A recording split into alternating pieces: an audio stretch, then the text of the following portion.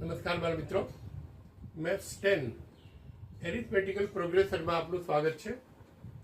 A3 is equal two 600 અને A7 is equal two 700. તો આપણે ડિફરન્સ ગોતવાનો છે.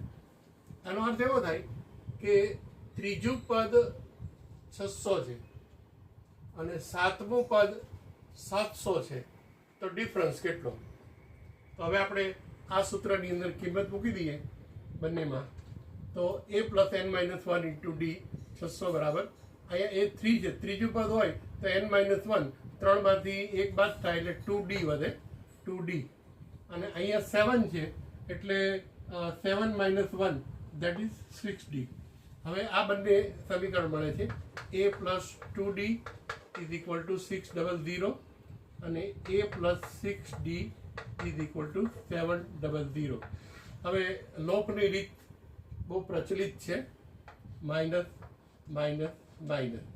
Therefore plus minus minus 4d is equal two minus 100.